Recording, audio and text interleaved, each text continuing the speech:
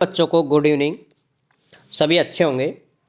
अब हम आज की जो क्लास है इसके अंदर हम देखेंगे कि कक्षा 8 का जो गणित का पेपर है वो 2025 में कैसा आएगा और किस प्रकार से आपको इसका हल करना है।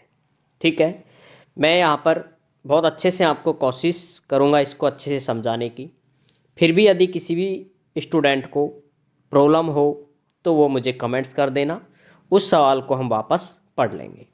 ठीक है, अब यहाँ से देख सकते हो आप कि जो आप कक्षा 8 का है टोटल जो आएगा वो आएगा 80 नंबर का। 80 नंबर का आपका पेपर आएगा। यहाँ लिख रखा है 80 और समय मिलेगा बेटा आपको 2.5 घंटे। यहाँ पर आपको जो समय रहेगा आपका वो 2.5 घंटे का रहेगा और इसमें आपको पेपर में ही प्रश्नों के आंसर देने होंगे। जैसे आपको यहाँ समझ आ जाएगा अभी किस तरह से। यहाँ देखो, जैसे पहला प्रश्न यहाँ लिखे हुए हैं वस्तुनिष्ठ प्रश्न 1 से लेकर के 8 तक। ऐसे एबेसैडे लिखे आएंगे। आपको यहाँ पर हिंदी में भी लिखा आएगा, अंग्रेजी में भी लिखा हुआ आएगा। आपको यहाँ पर 2 मिलेंगे ऐसे, एक इधर एक ऊपर और एक ऐसे। तो आपको हिंदी वाले में ही भरना है और अंग्रेजी मीडियम वाले अंग्रेजी में भरेंगे। अब यहाँ से आप देखते चले कि एक प्रश्न का आंसर, और बहुत ध्यान से आप समझेंगे इनको ताकि किसी भी स्टूडेंट को परेशानी नहीं हो। ठीक है, देखो पहला प्रश्न है आज का। पूरे प्रश्न को हम पढ़ेंगे कंप्लीट, पूरे पेपर को कैसे आप हल करेंगे देखते चलें। 2/7 गुणा 0 का मान है। अब आप इस चीज़ को अच्छे से जानते हैं यहाँ पर कि किसी भी संख्या को यदि आप 0 से गुणा करेंगे तो क्या आता है आंसर में 0। पता है इस चीज़ को कि किसी भी संख्या को अगर हम 0 से गुणा करते हैं तो आता है 0। तो आंसर कितना होगा कमेंट्स करके आप बता सकते हो। आंसर आएगा बी। ठीक है, और यहाँ पर ऐसे टिक नहीं लगाना, आपको यहाँ पर भरना है बी। इस तरह से आप आंसर लिखोगे। ठीक है, आगे दूसरे प्रश्न को आप देखें। यहाँ पर दूसरा प्रश्न आप पढ़ रहे हैं, समीकरण 3x - 14 में बायां पक्ष है। बेटा 2 पक्ष होते हैं, एक दायां पक्ष और एक बायां पक्ष। देखो इधर तो होता है बायां पक्ष, ठीक है, और इधर की साइड बराबर लिख देता हूं मैं यहां पर दायां पक्ष, दायां। ठीक है, इधर की साइड बायां और इधर की साइड दायां। तो आप मुझे यहां पर बता सकते हो आंसर कि अब इसका आंसर क्या आने वाला है। 3x - 1 = 14 में बायां पक्ष कौन सा होगा। तो बाईं साइड देखो कौन सा लिखा आ रहा है, 3x - 1 इधर आ रहा है और इधर आएगा 14। बता सकते हो कौन सा आंसर आएगा। बायां पक्ष पूछेगा तो आपका आंसर आ जाएगा सी। ठीक है, हाँ काफ़ी स्टूडेंट सही भी जवाब दे रहे हैं, बहुत बढ़िया। 3x - 1 = 14। अगर आपसे बायां पूछता तो बाएं वाले में कौन सा टिक करते हैं आप, 14। ठीक है, अर्थात बी वाला आंसर आप सही करते अगर आपसे बायां दायां पूछता तो। क्लियर। चलो नेक्स्ट प्रश्न देखो। यहां पर नेक्स्ट प्रश्न देखें अगला। देखो वर्ग के प्रत्येक कोण की माप होती है। वर्ग आपको पता है कैसा होता है, इस तरह से। ये आपका एक वर्ग होता है बेटा, और वर्ग का कोण की माप यहाँ पर आप देख रहे हो कितने डिग्री का कोण बनेगा। यहाँ पर बताओ, यहाँ पर बताएं, यहाँ पर। वर्ग में आपको पता है वर्ग हो चाहे क्या हो, आयत हो, चाहे वर्ग हो चाहे क्या हो आयत। आयत कैसे बनता है, इस तरह से। ठीक है, तो यहाँ पर भी कितने डिग्री का जो कोण बनेगा बेटा, ये भी कितने डिग्री का कोण बनेगा, 90 डिग्री का यहाँ पर कोण बनता है। कितने डिग्री का, 90 डिग्री का। चाहे वर्ग हो चाहे क्या हो आयत हो, दोनों में 90 डिग्री का कोण बनता है। क्लियर यहाँ तक। चौथे प्रश्न को देखें आप। यहाँ पर इसका जवाब तो आप सभी दे सकते हैं, कितना आएगा कमेंट्स कर सकते हो इसका। 9 की पूर्ण वर्ग संख्या। ठीक है, ये आपके लिए मैं छोड़ रहा हूँ एक प्रश्न, इसका आपको मुझे जवाब लास्ट में आपको मैं दे दूंगा इसका, ये आप करोगे। ठीक है, जो भी आएगा मुझे बताना कमेंट्स में कि ये आंसर आ रहा है। संख्या 5 की घन संख्या होगी। अब 5 की घन, देखो घन है ना, ऐसे लिखते कैसे हैं, देखो घन, ये 3 नहीं बन रहा, यहाँ से आप देखोगे देखो 3 बन रहा है अलग से। तो ये जो संख्या लिखी होती है ना 5, 5 दे रखी है, ये इस 5 को कितनी बार गुणा करेंगे आप, 3 बार। ये 3 सा दिख रहा है ना, तो 5 गुणा 5 गुणा 5 करेंगे, 5 25, और 25 गुणा 5 करेंगे तो कितना आएगा बेटाओ, 25 गुणा 5 करेंगे तो ये आप कमेंट्स कर सकते हैं, 5 25, हाथ से लगी 1, 5 दूनी 10, अरे 10 अरे अच्छा 10 2, हासिल 2 लगेगी बेटा, 5 25, हासिल लगी 2, 5 दूनी 10 और 2 12, कितने हो गए 125। तो आंसर आ जाएगा सी, आंसर राइट। क्लियर यहाँ तक। अब देखते हैं अगला प्रश्न। प्रश्नों को आप एक साथ बाद में उतार लेना, अभी आप प्रश्नों को समझते चलें, और किसी भी प्रश्न में आपको समझने में दिक्कत आती है तो वो आप मुझे कमेंट्स कर देना, मैं उसकी अलग से एक वीडियो और बना दूंगा। अंतिम मूल्य माइनस विक्रय मूल्य, अंतिम मूल्य में से जब विक्रय मूल्य घटता है तो उस समय क्या होता है, उसे कहते हैं बेटा बट्टा। अब मैं समझा देता हूँ क्या होता है अंकित मूल्य और क्या होता है विक्रय मूल्य।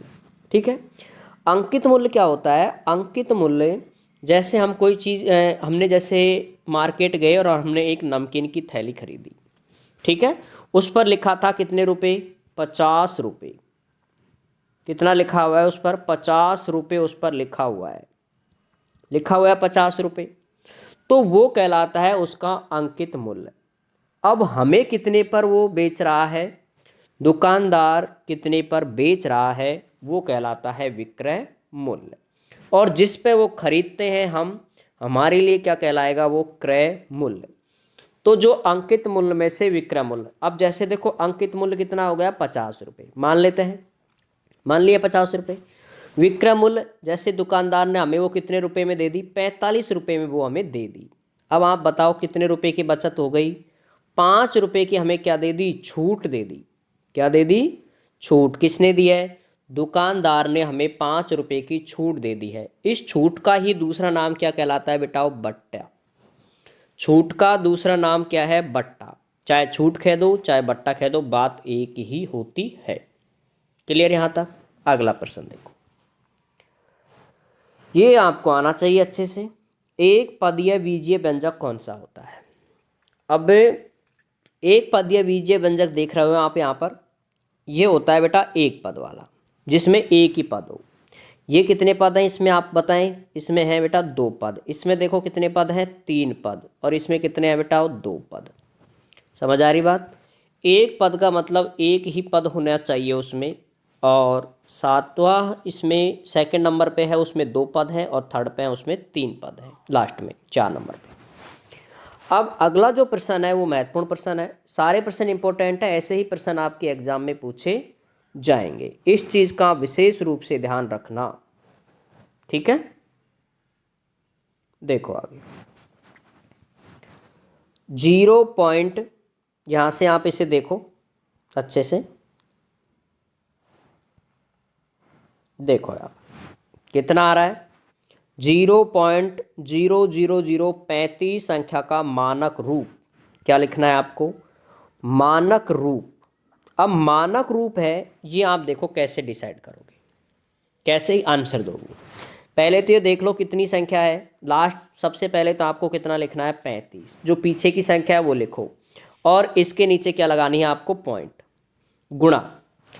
अगर ये संख्या 0.00 से है स्टार्ट, तो ऊपर आपको काउंट कर लो कितने हैं बेटा, गिन लो इनको, 1 2 3 4 5 6 संख्या है जीरो के बाद, तो 10 की घात कितनी लगानी है आपको, 6 नहीं, 1 कम। टोटल कितनी संख्या है ये 6 में से 1 कम करेंगे 5 कहाँ लगाना है, ऊपर।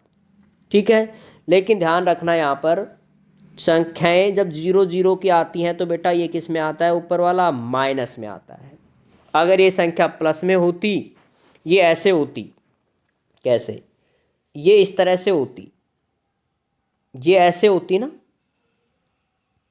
ठीक है, जैसे ये 35,000 लिख दिया, इस तरह से होती, तो हम कैसे ज्ञात करते, ये आप थोड़ा सा मैं बता देता हूँ। देखो इसको कैसे ज्ञात करते, यहाँ लिखते 3.5 गुणा 10 की घात कितनी लिखते बताओ, देखो पॉइंट यहाँ पर लगा रखा है मैंने, ठीक है। तो अब यहाँ पर देखो आप कितनी है, 1 2 3 4 5, ठीक है। तो यहाँ पर 5 है तो यहाँ पर कितनी आ जाएगी, 4। यहाँ इस चीज़ का आप ध्यान रखोगे, ठीक है। यहाँ पर संख्याएं देखो 5 है तो एक कम कर दी 4, लेकिन अगर इधर प्लस में संख्या आती है तो आंसर आता है प्लस में, और 0.00 आता है तो आंसर आता है बेटा ऊपर माइनस में। ये इस चीज़ का विशेष रूप से आपको ध्यान रखना है एग्जाम में, ठीक है। अगला प्रश्न देखोगे आप यहाँ से, ये प्रश्न बेटे छोटे छोटे थे 8, वो हमने कर लिए। अब 9 से 12 के आपको शॉर्ट प्रश्न मिलेंगे, very short question, very short question answer type.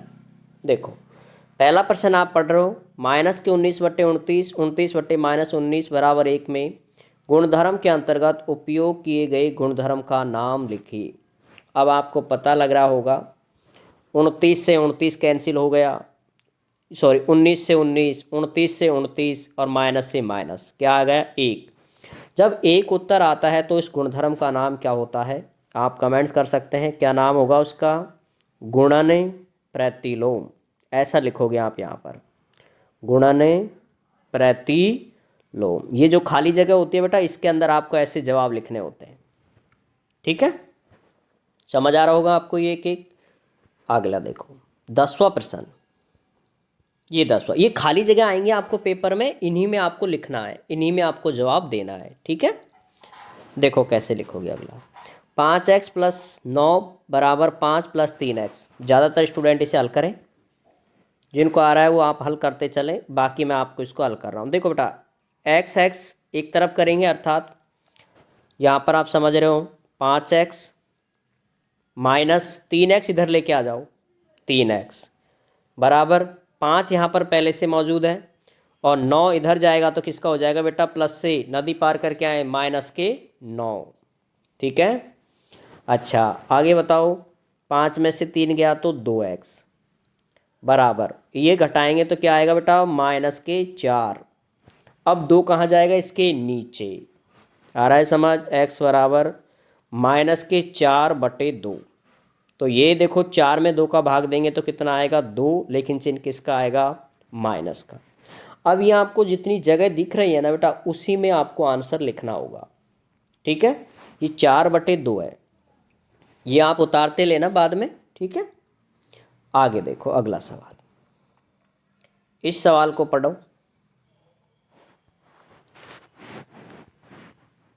देखो अब देखें इसको, निम्नलिखित संख्याओं में प्रत्येक के घन के इकाई के अंक ज्ञात करो। बड़ा इसमें आपको प्रत्येक घन के इकाई का अंक ज्ञात करना है। घन अभी मैंने आपको बताया ना, तो इसके लिए एक सीधा तरीका है। देखो इसमें लास्ट का अंक उठाओ, कितना है लास्ट का अंक 1, यहाँ कितना है नीचे वाले में 7, दूसरे में कितना है 7 और पहले में कितना है 1। अब ऐसे करो, घन के लिए हम क्या करते हैं 3 बार गुणा करते हैं, तो इसी को बेटा 3 बार गुणा कर दो, यहाँ पर कितना कर दो 7 गुणा कर दो, उत्तर आपको पता लग गया होगा, 1 × 1 1, 1 एकम 1। इसको करो बेटा, 7 × 7 करेंगे तो आएगा 49, क्या आएगा 49, और 49 × 7 करो कितना आएगा, 9 × 7 63, हंसी लगी 6, और 9 चौक 36 और 6 सॉरी 7 चौक 28 और 6 बेटा 34, ये 6 समझ लिया, 7 चौक 28 और 6 कितने हो गए 34, 343। अब यहाँ पर आप देखोगे 343 लिखा है ना, तो अब इसका इकाई का अंक बताओ क्या आएगा। इकाई का अंक आपको लास्ट वाला आता है, कौन सा, ये 3, इसमें इकाई का अंक आ गया 1, तो ये कहलाते हैं इकाई के अंक। हम बोलते भी हैं ना इकाई दहाई, तो सबसे पहले इकाई का अंक, ठीक है। गुणा करने में गलती नहीं करना, इसकी जगह आपको कोई सा भी सवाल आ सकता है, लेकिन तरीका यही रहेगा आपको हल करने का, पीछे वाले को उठाएंगे, लेंगे 1 नंबर को और उसको 3 बार गुणा करेंगे, 7 लेंगे पीछे। अब यदि ऐसे होता है, यदि 1050 होता तो अब कितना आएगा 0, 0 को 3 बार गुणा करेंगे तभी भी क्या आएगा 0, ठीक है, ये थोड़ा सा ध्यान रखेंगे आप। नेक्स्ट प्रश्न देखो, अगला प्रश्न देखो, पढ़ो एक बार इसको। भारती के पास 15 पेन है। भारती है एक नाम की लड़की, उसका नाम है 15, उसके पास कितने हैं? 15 पेन। मीनाक्षी के पास 45 पेन है। पेनों का अनुपात क्या होगा? अनुपात कैसे ज्ञात करते हैं? देखो, तो सबसे पहले 15 इधर लिखोगे बेटा और 45 इधर लिखोगे। ये जो चिन्ह होता है दो बिंदी सी, ये कहलाता है अनुपात। क्या है ये? अनुपात। दो बिंदी ऊपर लगाओ, दो बिंदी नीचे, ये कहलाता है अनुपात। अब बेटा इसको ऐसे सोच के चलो कि जैसे ये 15 ऊपर है और 45 नीचे है, ऐसे सोचना है आपको। अब इसको काटोगे, किसके पारड़े से काटोगे? 15 का पारड़ा आता है तो और ही अच्छी बात है, बाकी आप 5 से भी काट सकते हो। 5 तिया 15, 5 से काटेंगे अब एक बार हम। 5 नाम 45, कट गया। 3 एकम 3, 3 तिया 9। तो यहाँ पर बेटा एक तो आया इधर की साइड, अनुपात लगा दो ऐसे, और इधर कितना आया? 3। अब आपको मैं थोड़ा सा, इसको लिखना नहीं है एग्जाम में, इसको लिखना नहीं है, ये मैं जो लिखा है इसको, ये गोड़ा कर दिया मैंने, इसको लिखना नहीं है एग्जाम में, इसको आपको मिटाना है, ठीक है। अर्थात ये काम आप कहाँ करोगे? पीछे की साइड, रब कार्य में। पीछे को एक पेज होगा खाली, वो आपको रब कार्य करने के लिए दिया जाता है, ठीक है। अगला प्रश्न आप देखेंगे यहाँ पर, ये आया समझ? सीधा आप इसे काट सकते हो यहाँ से। आप अगर इसे आप काटना चाहें तो ऐसे काट सकते हो, 15 एकम 15, 15 ती 45, ये सीधा आ गया, ठीक है। अगला प्रश्न देखो, अब आपका आता है बेटा खंड ए में 13 से लेकर के 16 तक पार्ट ए है, और इसमें आपको सत्य और असत्य कथन है, उनके आपको जवाब देने हैं। कितने नंबर के आएंगे? 4 नंबर आपको यहाँ से मिलेंगे, ठीक है। चलो करते हैं पहला सवाल, करो, पढ़ो और उत्तर दो। a की घात m गुणा b की घात m का मान ab की घात m होगा। तो ये आपने गुणधर्म पढ़े होंगे, और गुणधर्म आपको याद होना चाहिए कि अगर दोनों संख्याएं ऐसे अलग अलग होती हैं और ऊपर की सेम है, तो देखो a को b से गुणा कर दिया और घात कितनी लगे बेटा? m इस पर है, m इस पर है। अगर दोनों पर m होता है तो ऐसे लिख सकते हैं, तो अर्थात ये कथन कौन सा हो गया? सत्य होता है, ठीक है। अब इस प्रश्न को पढ़ो दूसरे को। 10 की घात 24 में आधार का मान 24 होगा। अब इसमें आप देखेंगे कि 10 की घात 24 में आधार का मान 24 होगा। अब बेटा ये बात मैंने आपको पहले समझा रखी है, अगर हमारे पास 10 की घात 3 है, ठीक है, ऐसा सवाल है कोई, तो ये वाला कहलाता है क्या? नीचे वाली संख्या को क्या कहते हैं? आधार। पता है ना, ये बात मैंने बताई हुई है क्लास में। ये आधार है और ये ऊपर वाली कहलाती है घात, ठीक है। अब जो सवाल है उसमें आप देखो, 10 तो क्या होना चाहिए? इसका आधार, और 24 होनी चाहिए थी घात। तो ये बात क्या हुई फिर? बिल्कुल गलत हुई। इसको मैं आपको एक बार और देखें यहाँ कि 10 की घात कितनी है? 24। तो ये तो हो गया क्या? आधार। 10 तो क्या है बेटा? आधार, ठीक है। और ये क्या है? घात। 24 घात है, जबकि इसमें गलत लिखा हुआ है। क्या लिखा है? कि आधार का मान 24 है, जबकि आधार कितना है? 10 है। तो ये बात क्या हुई फिर? असत्य। इसको देखो, वही सेम सवाल आ गया, कौन सा? इसे आप करें तो देखो, -5 और -5 की घात -4 गुणा -5 की घात -2 का मान -5 की घात -6 होगा। इसको मैं आपको समझा रहा हूँ, देखो कैसे करेंगे बेटा। -5 दोनों में है क्या? नहीं है, है, तो -5 आ गया। अब क्वेश्चन, आधार समान होने पर घातें क्या होती हैं? जुड़ जाती हैं।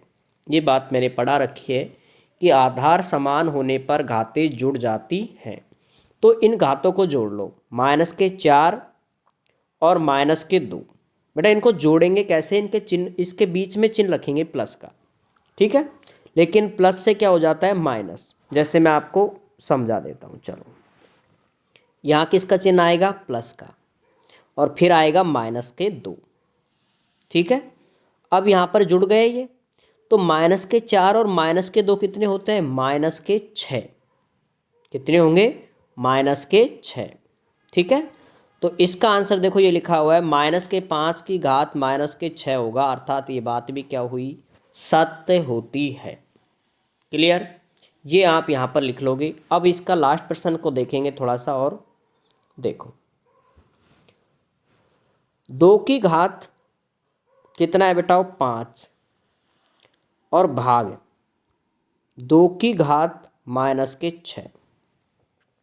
ठीक है, 2 की घात 5 और 2 की घात माइनस के 6। मैंने आपको बता रखा है कि भाग को किस में बदलेंगे, गुणा में। तो कैसे बदलेंगे, देखो भाग को गुणा में बदलेंगे तो इस तरह से बदलेंगे, 2 की घात बेटा कितनी, 5, भाग को बदलेंगे गुणा में।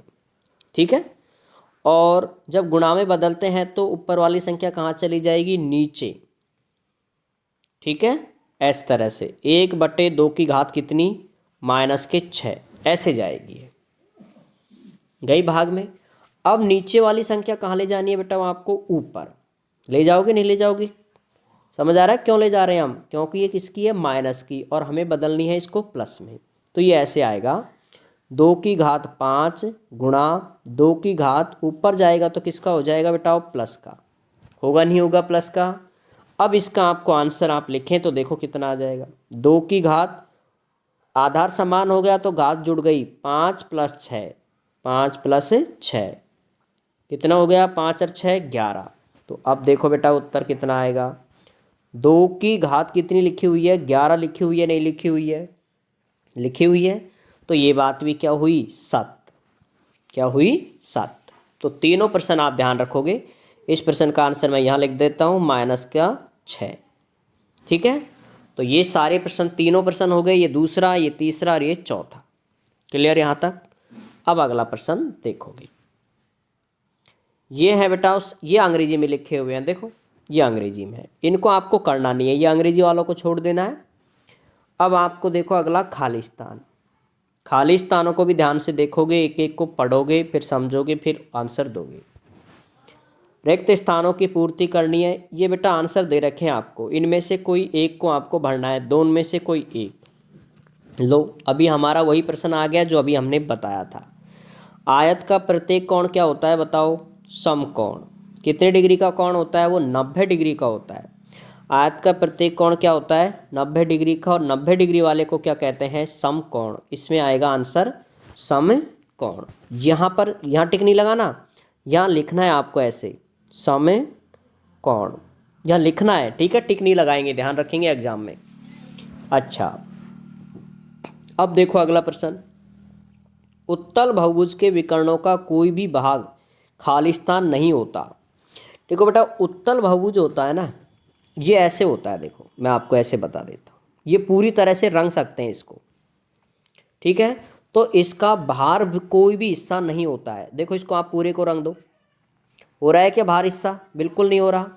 तो इसका नहीं हो सकता, इसने कहा है नहीं हो सकता, तो कौन सा भाग नहीं हो सकता, बहिर्भाग नहीं हो सकता। अब बहिर्भाग यहाँ टिक नहीं लगाना, इसको यहाँ लिखना है, क्या लिखोगे बेटा, ऐसे बहिर्भाग। क्लियर यहाँ तक, बहिर्भाग लिखोगे। अगला, पंचभुज के सभी अंतःकोणों का योगफल खालिस्तान होता है। अब मैंने आपको बता रखा है, ये बता रखा है, आप अगर ध्यान से देखे होंगे, पढ़े हैं तो, कि पंचभुज के सभी अंतःकोणों का योग कितना होता है, 540। ठीक है, अगर 4 भुज होते तो कितना होता, 360 डिग्री। त्रिभुज होता तो कितना होता, 180 डिग्री। देखो ये मैं आपको बता देता हूँ किस तरह से। आप एक 18 का पाड़ा याद रख लेना, 18 एकम 18, 18 दूनी 36, 18 ती 54, 18 चौक 72, 18 पंजे 90। ठीक है, ये क्यों लिख रहे हैं, देखोगे इसको, इनके सबके आगे क्या लगा दो बेटा, 0 0 0 0, सॉरी इसके तो आगे लगाई दिया आपने 0 पहले ही, 900। अब देखो इसमें क्या क्या है, ये होता है बेटा त्रिभुज, इसमें 3 भुजा होती हैं तो क्या हो गया, ये त्रिभुज। इसमें 4 भुजा है तो क्या हो गया, चतुर्भुज।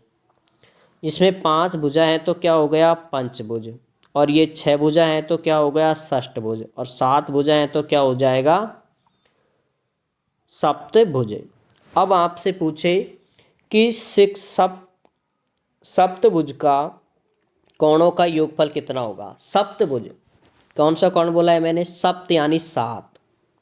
सप्तभुज की बात कर रहा है तो कोणों का योग कितना होगा फिर 900। ठीक है। अगर षटभुज की बात करता है, षट यानी 6, 6 फलक वाला, तो 720। पंचभुज, ये देखो पंचभुज। चतुर्भुज पूछता 4 भुजाओं के लिए तो कितना आता 360, और त्रिभुज के लिए पूछता तो 180 आता। क्लियर यहाँ तक। ये आपको ध्यान रखना है और ये आपको एग्जाम में पूछे जा सकते हैं। अगला देखो चौथा नंबर का, इसको मैं पूरे को मिटा रहा हूँ, आप एक बार इसको अच्छे से नोट कर लेना, ठीक है, पीछे करके देखो आगे। अगला जो प्रश्न है, समांतर चतुर्भुज के विकर्ण एक दूसरे को, समांतर चतुर्भुज के विकर्ण होते हैं वो एक दूसरे को क्या करते हैं बेटा, समद्विभाजित करते हैं। अब देखो कैसे करते हैं मैं समझा देता हूँ। ठीक है, देखो यहां बना रहा हूं एक समांतर चतुर्भुज। ये होता है बेटा थोड़ा सा तिरछा इधर से ऐसे, ये होता है समांतर चतुर्भुज। इस समांतर चतुर्भुज के जो विकर्ण होते हैं, एक विकर्ण ये रहा और एक विकर्ण ये रहा। ठीक है, तो ऐसा है बेटा, इनका नाम दे देता हूं जैसे ABCD, और इसको मान लेता हूं O। तो A से लेकर के इसको मैं O मान लेता हूं। ठीक है, O। अब बीच वाले को माना है, A से लेकर के O तक और O से लेकर के C तक ये दूरी क्या होती है समान, और B से लेकर के O तक, O से लेकर के D तक। ठीक है, इसको हम मान लेते हैं O। ठीक है, इसको O मान लेते हैं। अब इसमें देखो ये होता है समद्विभाजित। अगर ये कोण किसका होता, चतुर्भुज की जगह होता इसमें क्या, आयत होता, आयत होता, आयत होता या वर्ग होता। देखो ये वर्ग बना दिया मैंने, जैसे इस वर्ग के विकर्ण, एक विकर्ण ये हो गया और एक विकर्ण ये हो गया। ध्यान रखना वर्ग के यहाँ पर जो विकर्ण होते हैं वो कितनी डिग्री का कोण बनाते हैं बेटा, और 90 डिग्री का कोण बनाते हैं, और 90 डिग्री वालों को क्या कहते हैं, लंबवत। तो समझ आ गया, अगर वर्ग आता है आपके एग्जाम में तो क्या आएगा लंबवत, और समांतर चतुर्भुज आया तो क्या आएगा समद्विभाजित। दोनों याद रखने हैं, एग्जाम में कोई सा भी आ सकता है। क्लियर यहाँ तक। आगे देखो, अब है बेटा थोड़ा सा मिलान। ठीक है, मिलान कैसे करोगे, देखो मिलान कैसे करोगे, देखो अब यहाँ पर खंड ए को खंड ब से मिलाना है आपको, खंड ए को खंड ब से। और ऐसे प्रश्न हमने क्लास में किए हुए हैं खूब अच्छे से। इसको गुणा करेंगे, गुणा करो, देखो P और R देखो कहाँ मिल रहा है, P और R, P और 3 नंबर में मिल रहा है ना, देखो P और, तो और देखो 7 गुणा 4 करो, 7 चौक 28 और माइनस के माइनस, तो A को मिलाना है C से, मिला देंगे। दूसरा बताओ B को किससे मिलाएंगे, 8 दूनी 16 और P और Q, इसको इससे मिला देंगे। देखो बेटा 4 नंबर आपके सीधे हो गए पक्के। 3P 4 माइनस 8Q, आपको मैंने बताया कि बाहर जो होता है वो दोनों से अंदर वालों से मिलता है। तो देखो मिलो, 3P गुणा 4 करेंगे तो 4 × 12। देखो इसको ऐसे करेंगे, 3P गुणा पहले 4 माइनस 3P गुणा 8Q। ठीक है, अब बेटा इसको गुणा कर लो, 4 × 12 P माइनस 8 × 24 P और Q आ रहा है, तो आंसर मिल जाएगा कौन सा, फर्स्ट नंबर, और लास्ट का बचेगा जिसको आप मिला दोगे 2 नंबर से। क्लियर, निश्चित रूप से आपको ये समझ आना चाहिए बेटा। नेक्स्ट देखो अगला प्रश्न, प्रायिकता का। ये कितने नंबर का आ रहा है बेटा, 4 नंबर का आपके एग्जाम में प्रश्न आएगा। प्रश्न पढ़ो, अच्छी प्रकार से फेंटी गई 52 पत्तों या ताशों की गड्डी में से एक पत्ता निकाला जाता है। ऐसे सोच लो, ताश की गिड्डी एक रखी हुई है, उसमें से आपको एक पत्ता निकालना है बिना देखे। यादृच्छिक का मतलब होता है बेटा बिना देखे। ठीक है। अब देखो इसमें कुछ प्रश्न है, क्या है देखते चलो। ये इसके प्रश्न है, ठीक है। जवाब देना है, देखो बहुत सरल है जवाब। पहले तो ये देखो बेटा, टोटल पत्ते कितने होते हैं? 52। ठीक है। उसमें से चलो मैं थोड़ा सा और इसको अच्छे से बता देता हूँ इनको, ताश के बारे में, क्योंकि कुछ बच्चों को पता नहीं होता। टोटल होते हैं बेटा कितने पत्ते? 52। इन 52 पत्तों में 4 प्रकार के पत्ते होते हैं। 4 प्रकार के पत्ते होते हैं। एक होता है बेटा ईंट, एक होता है पान, एक होता है बेटा हुक्म, एक होता है हुक्म, हुक्म का पत्ता, एक होता है बेटा चिड़ी। ठीक है, चिड़ी। ये दोनों पत्ते होते हैं, ये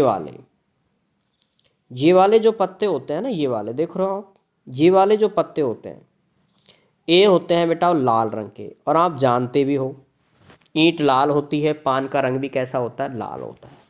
हुक्म के और चिड़ी के ये होते हैं बेटा काले पत्ते, ये काले। अब बेटा एक के कितने होते हैं? ये 13 होते हैं, ये भी 13 होते हैं। ठीक है। और ये भी 13 होते हैं, और ये भी कितने होते हैं? 13। तो सभी पत्ते कितने कितने होते हैं? 13 13 13। तो आप देखोगे तो 13 13 13 कितने हो गए? 13 चक्कू 52। ठीक है। टोटल पत्ते 52 होते हैं। ये चीज़ आपको ध्यान रखनी है। अब आप देखते चलोगे, प्रश्न है, इनके जवाब आप दोगे। टोटल पत्ते 52 हो गए। अब देखो, एक काला बादशाह होने की प्रायिकता। अब देखो बेटाओ, 1 से लेकर के 13 तक की संख्याएं होती हैं, पत्ते होते हैं। प्रत्येक में एक एक बादशाह होता है। जैसे मैं आपको पीछे करके दिखाऊं थोड़ा सा। बादशाह ईंट में भी है, पान में भी है, हुक्म में भी है और चिड़ी में भी है। और पत्ते कहाँ से होते हैं बेटा? इसका 1 से लेकर के और कहाँ तक चले जाओ? 13 तक। ठीक है। अब जो बादशाह होता है वो कहते हैं 13 वाले को। ठीक है। चलो मैं थोड़ा सा इसको हल्का सा मिटा रहा हूँ यहाँ पर, और 3 संख्याओं का मैं मान लिख रहा हूँ। देखो अब यहाँ पर 11 होता है, इसको बोलते हैं बेटा गुलाम। क्या बोलेंगे? गुलाम। 12 को बोलते हैं बेगम। जो काम काम के पत्ते हैं वो मैं आप पर बता रहा हूँ। 13 को बोलते हैं बेटा बादशाह। ठीक है। और 1 नंबर को बोलते हैं इक्का, जो तुमने देखा हो। ये पत्ते होते हैं। अब देखो बेटा, बादशाह भी कितने होंगे? 4 होंगे। एक ईंट में, एक पान में, एक हुक्म में, एक चिड़ी में। 4 ही गुलाम होंगे, 4 ही बेगम होंगी, 4 ही क्या होंगे? इक्के होंगे। होंगे। तो अब आप देखो सवाल, एक काला बादशाह होने की प्रायिकता। अब मुझे बताओ बादशाह कितने होंगे टोटल? 4। 4 होंगे बादशाह, उसमें से 2 लाल होंगे और 2 कैसे होंगे? काले। तो टोटल बादशाह कितने होंगे बेटा? 2। बादशाह कितने होंगे टोटल? 2। और टोटल पत्ते कितने हैं अपने पास में? 52। ठीक है। काले कितने होंगे? 2, इसलिए ये लिखेंगे 2/52। इसको आप काटोगे, 2 एकम 2, और इसको 2 से काटोगे तो बेटा कितनी बार चला जाएगा? 26 बार। देखो 2 दूनी 4, 1 बच गया, और 2 छिक्की 12, 1/26। क्लियर। अगला प्रश्न पढ़ो, लाल रंग का पत्ता होने की प्रायिकता। अब मुझे बताओ लाल रंग के पत्ते कितने होंगे? 13। देखो अभी अभी हमने लिखा है, देखो लाल रंग के पत्ते, सॉरी, लाल रंग के पत्ते 13 इधर हैं और 13 इधर हैं। कितने हो गए बेटा टोटल? 26 हो गए। ठीक है। लाल रंग के टोटल पत्ते कितने हो गए? 26। और 26 बटे कितना लिखोगे नीचे? तो 52। तो इसको काटेंगे आप, 26 एकम 26, 26 दूनी 52। लाल रंग के पत्ते कितने हो गए? 26। 13 तो किसके हैं बेटा, पान के, और 13 है ईंट के। तो 13 और 13 जोड़ लो, कितने हो गए, 26। अगला देखो, इक्का प्राप्त करने की प्रायिकता। इक्के बताओ कितने होते हैं बेटा, 4। अभी बताया था मैंने, 4 इक्के होते हैं, बटे कितना, 52। ठीक है, अब भाग दो बेटा, 4 एकम 4, 4 का भाग दो इसमें, देखो 4 एकम 4, 1 बच गया, 4 × 3 = 12, 1/13 हो जाएगा इसका आंसर। अब प्रश्न अच्छा आया लास्ट वाला, लाल रंग की बेगम प्राप्त करने की प्रायिकता। अब लाल रंग की बेगम कितनी होती है, देखो प्रत्येक लाल रंग की कितनी पत्तियां होती हैं बेटा, ईंट की और पान की, तो बेगम भी कितनी हो गई फिर, 2 होगी, नहीं होगी बेगम 2, एक होगी ईंट वाली, एक होगी पान वाली, 2 हो गई, बटे कितना नीचे लिखना है, 52। इसको काटो बेटा, 2 एकम 2, और ये हो जाएगा 26। क्लियर। इस तरह से आप इनके आंसर दोगे। एक प्रश्न आएगा आपका प्रायिकता का, 4 नंबर आपको करने हैं। अगला प्रश्न देखो, 17 से 22 तक है, ये कुछ अच्छे प्रश्न है, इंपॉर्टेंट प्रश्न है, 4-4 नंबर के हैं बेटा सारे। अब देखो इसमें क्या कह रहा है, अभाज्य गुणनखंड विधि से 9,604 का वर्गमूल ज्ञात करो। विधि कौन सी कह रहा है, अभाज्य गुणनखंड विधि। देखो बेटा, अभाज्य गुणनखंड विधि होती है ये वाली, समझा रहा हूँ मैं आपको, 9,604 हम ऐसे करते हैं ना, ये वाली, इस वाले को कहते हैं अभाज्य गुणनखंड विधि। अब इसको हल करके बताते चलो। 2 का भाग दो, सबसे पहले 2 का भाग दिया, 2 2 चक्कू 8, 1 बच गया बेटा, 2 अट्ठे 16, फिर 0 और 2 दूनी 4। अब वापस 2 का दे दो, 2 दूनी 4, 2 चक्कू 8, 0 की 0, 2 एकम 2। ठीक है बेटा, अब देखो किसका भाग देंगे आप। अब 2 का तो जाएगा नहीं, किसका जाएगा, 3 का भी नहीं जाएगा, 4 का भी नहीं जाएगा, 5 का भी नहीं जाएगा, 6 का भी नहीं जाएगा, किसका जाएगा, 7 का। 7 का भाग दो, कितनी बार जाएगा, 7 तिया 21, 3 बार। चलो मैं इसको, इस संख्या को मैं ऊपर लिख रहा हूँ बेटा ना, यहाँ लिख रहा हूँ, आप भी ऐसे लिख सकते हो एग्जाम में। 7 तिया 21, 3 बार गया, कितना बचेगा बेटा, 3 बचेंगे, और फिर 0, कितना हो गया, 30, 7 चौक 28, और फिर 2 बचेंगे, और 1, 7 तिया 21, फिर वापस 7 का देंगे, 7 चौक 28, 6 बच गए, 7 नाम 63, फिर वापस बेटा 7 का 2 49 में, तो आपको पता ही है 7 का, और 7 का वापस देंगे तो 1 बार। ठीक है, अब इसको आपको कैसे लिखोगे, देखो ये आपको पता चल ही रहा है, ये 30 नहीं लिखना बेटा, कहीं 30 ही लिख दो, इसको हटाना है। अब इसके जोड़े बनाओ। जोड़े कैसे बनाने हैं, देखो एक जोड़ा, आप देखोगे एक जोड़ा बन गया, एक यहाँ पर,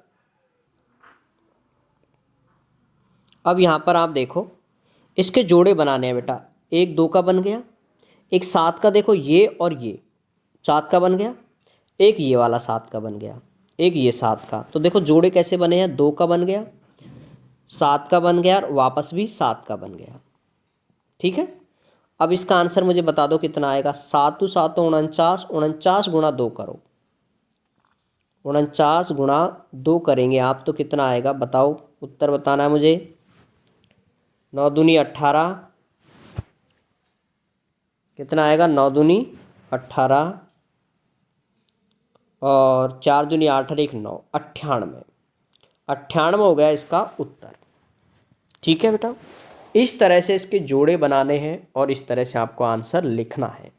ये आपके आएंगे प्रश्न, ध्यान रखना, इम्पोर्टेंट प्रश्न है। ऐसा आपका कोई सा भी एक गुणनखंड आ सकता है। विधि आपको ध्यान रखनी है, ये कौन सी विधि होती है, अभाज्य गुणनखंड विधि। अगर हम भाग विधि की बात करें तो भाग विधि ऐसे होती है। ठीक है, इसमें आपको जोड़े बनाने पड़ेंगे और फिर आपको करना होगा। ये उल्टे साथ वाली होती है भाग विधि, अभाज्य गुणनखंड विधि ये वाली होती है। ठीक है, अब यहाँ पर इसको आगे देखें, अगला प्रश्न क्या आ रहा है। अब यहाँ पर देखें अगला प्रश्न, किसी समांतर चतुर्भुज की दो आसन्न कोणों का अनुपात है 2:3। ये समांतर चतुर्भुज के आसन्न कोण है बेटा, ये देखो, ये मैंने ऐसे एक समांतर चतुर्भुज बना दिया, इसके आसन्न कोणों का अनुपात ये और इसका जो अनुपात है वो अनुपात दे रखा है 3:2। तो बेटा एक को आप मान लेंगे 3x और एक को मान लेंगे 2x। ठीक है, इस चीज़ का ध्यान रखें, एक को 3x मानेंगे और एक को क्या मानेंगे बेटा 2x। ठीक है, 2x मान लिया। अब इनका कह रहा है आसन्न कोणों का अनुपात है, तो समांतर चतुर्भुज के सभी कोणों की माप आपको ज्ञात करनी है कि ये कोण भी ज्ञात करो और ये भी कोण ज्ञात करो। अब देखो बेटा, एक लाइन आपको लिखनी है हिंदी में कि समांतर चतुर्भुज के आसन्न कोणों का योग 180 डिग्री होता है। ये लाइन आप लिखोगे, समांतर चतुर्भुज के, ठीक है, समांतर चतुर्भुज के आसन्न कोणों का योग, आसन्न कोणों का योग कितना होता है 180 डिग्री होता है। ये लाइन आपको लिखनी है, यहाँ पर होता है लिख दोगे। अब देखो, ये लिखने के बाद आपको लिखना है बेटा आगे, बहुत सरल तरीका है इसका, कि 2x और 3x को जोड़ना है। 3x प्लस के 2x बराबर कितना, 2x बराबर आ जाएगा 180 डिग्री। ठीक है, ये क्यों जोड़ा है, क्योंकि इन दोनों का योग कितना बन रहा है 180 डिग्री। दोनों को जोड़ो, कितना आ गया 5x और 5x बराबर कितना हो जाएगा 180 डिग्री। अब x का मान यहाँ से ज्ञात करो। x का मान आप ज्ञात करेंगे तो आएगा बेटा 180/5 भाग दो 180 में 5 का, 5 × 3 = 15, 3 बच गया और 5 × 6 = 30, आ गया 36 डिग्री। अब कोण कैसे ज्ञात करोगे, देखो एक 36 आ गया ना, तो एक कोण तो कितना हो गया बेटा, एक कोण हो गया आपका कितना 3x था, सॉरी पहला कोण कितना था बेटा 2x, पहले वाले को हम 2x मान लेते हैं। तो यहाँ लिखोगे 2 × 36। 36 क्यों लिख रहे हैं पता है आपको, x की जगह पर लिख रहे हैं, तो 36 दूनी 72। अब अगला लिखोगे कितना x, 3x, यहाँ लिख रहा हूँ मैं इसको 3x, तो 3 × 36 कितना हो गया 6 × 3 = 18, हासिल लगी 1, 3 × 3 = 9 और 1 10, 110 डिग्री का आपका हो गया दूसरा कोण। समझ आई बात, एक आ गया 172 डिग्री का, एक आ गया 108 डिग्री का। अब आपको ध्यान रखना है चारों कोण कैसे ज्ञात करेंगे, इस पे बात करते हैं।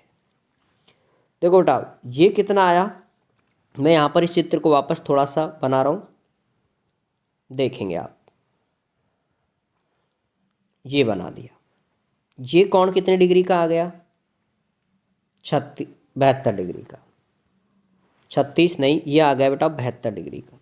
ये आया दूसरे वाला कितना 108 डिग्री का। ठीक है, अब आपको पता है ना कि समांतर चतुर्भुज के आमने सामने के कोणों का कोण क्या होते हैं, बराबर होते हैं। आमने सामने के कोण कैसे होते हैं, बराबर। तो ये भी कितने का आएगा 108 डिग्री का, और ये भी कितने का आएगा बेटा 72 डिग्री का। कितने डिग्री का 72 डिग्री का। अर्थात आमने सामने के कोण होते हैं वो क्या होते हैं, आपस में बराबर। ठीक है, या पूरा उतार लेंगे यहाँ से, देखो पूरा नोट कर लो। ठीक है, समांतर चतुर्भुज के आसन्न कोणों का योग 180 डिग्री, और इन सबको आप जोड़ देंगे, 3x + 2x बराबर 180, 5x बराबर 180, x का मान आ गया 36। तो एक कोण हो गया बेटा 2x, मानी 2 × 36 बराबर 72, दूसरा हो गया 3 × 36 बराबर 108 डिग्री।